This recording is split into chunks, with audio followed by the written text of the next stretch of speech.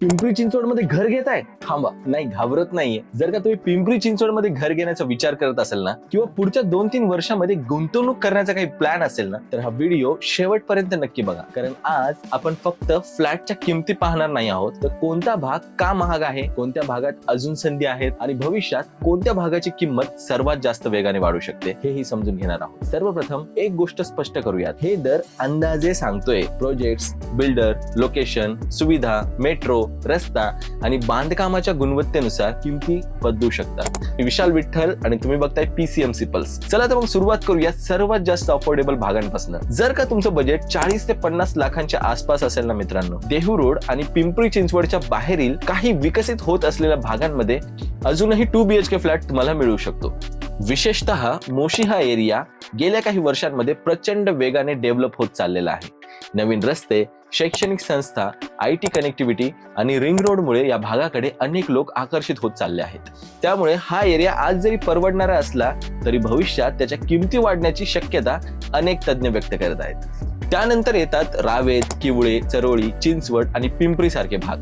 या भागांचा सर्वात मोठा फायदा म्हणजे जुनी वस्ती, बाजारपेठ, शाळा, हॉस्पिटल्स आणि एक्सप्रेसवे किंवा BRT सारखी कनेक्टिव्हिटी. त्यामुळे स्वतः राहण्यासाठी हे भाग चांगलेच मानले जातात. आता जर का तुमचं बजेट 60 ते 90 लाखांपर्यंत असेल ना, तर तातवडे, हिंजवडी, वाकड आणि काही प्रमाणात तर पुनावळे हा विभाग सर्वाधिक चर्चेत आहे. हिंजवडीमध्ये हजारो IT कर्मचारी काम करतात, त्यामुळे येथे रेंटलची मागणी कायमच असते. पण याच भागात ट्रॅफिकची फार मोठी डोकेदुखी आहे. अनेक लोक रोज 2-2 तास ट्रॅफिक मध्ये अडकतात. त्यामुळे घर खरेदी करताना फक्त IT पार्क पाहू नका, तर भविष्यातील मेट्रो आणि रस्ते प्रकल्पांचाही विचार जरूर करा. वाकड हा भाग आज जवळजवळ पूर्णपणे विकसित झालाय, त्यामुळे येथे किमती अधिकच वाढल्यात म्हणा. पण कुटुंबासोबत राहण्यासाठी अजूनही हा परिसर अनेकांची पहिली पसंत ठरत आहे. आता जर का तुमचं बजेट 1 कोटी किंवा त्यापेक्षा जास्त असेल ना, तर बानेर, बालेवाडी, खराडी, विमाननगर, औंध आणि कोथरूड सारखे भाग समोर येतात.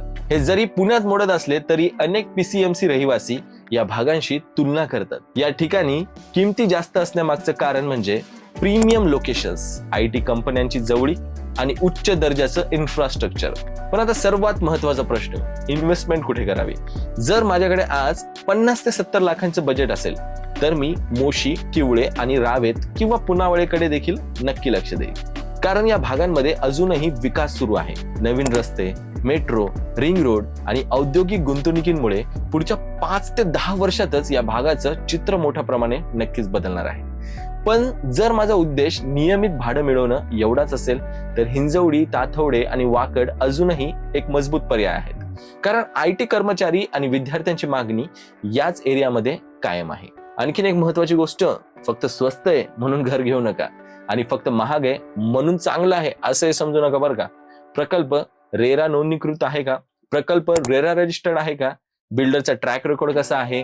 पाणी, ड्रेनेज, सार्वजनिक वाहतूक, शाळा, हॉस्पिटल आणि भविष्यातील विकास योजना काय आहेत, हे सर्व काही तपासणं तितकंच महत्वाचं आहे. बरं, आता तुमच्यासाठी एक प्रश्न विचारतो. जर का तुम्हाला PCMC मध्ये 2 BHK घ्यायचं असेल तर तुम्ही कुठला भाग निवडाल?